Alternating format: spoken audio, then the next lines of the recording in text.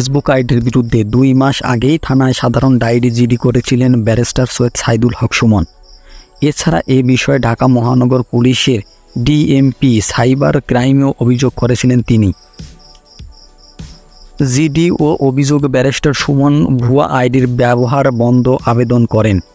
বিষয়টি নিশ্চিত করে শাহবাগ থানার ভারপ্রাপ্ত কর্মকর্তা ওসি আব্দুল হাসান তিনি শাহবাগ থানায় ব্যারিস্টার সৈয়দ সাইদুল হক সুমন নামে একটি জিডি করেছিলেন।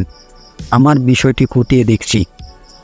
শাহবাগ থানায় করা জিডিতে ব্যারিস্টার সুমন উল্লেখ করেছিলেন, আমি নিম্নে স্বাক্ষরকারী সামাজিক যোগাযোগ মাধ্যমে ফেসবুকে একটি মাত্র আইডি ব্যবহার করি। এই আইডির অধীনে 2টি ফেসবুকে পেজও ব্যবহার করি। এগুলো ছাড়া সামাজিক যোগাযোগ মাধ্যমে আমার কোনো আইডি বা ফেসবুক পেজ নেই। একটি দুষ্ট চক্র আমার নামে বিভিন্ন আইডি এবং ফেসবুক পেজ খুলে বিভিন্ন ধরনের প্রচার চালাচ্ছে, যা ডিজিটাল আইনের পরিস্থিতি নিম্নবর্ণিত ফেসবুক পেজ আমার না।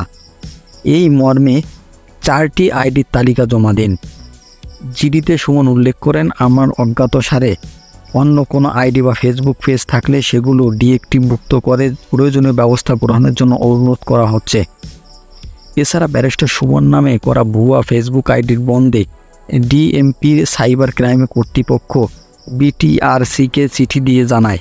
এর আগে তিনি ব্যারিস্টার সুমনকে আরও যে সাইবার মামলা বা ক্রাইম ট্রাইব্যুনালে গৌতম কুমার নামে এক ব্যক্তি বহুদিন ধরে সোশ্যাল মিডিয়ার বিভিন্ন ঘটনা লাইভ করে আসছেন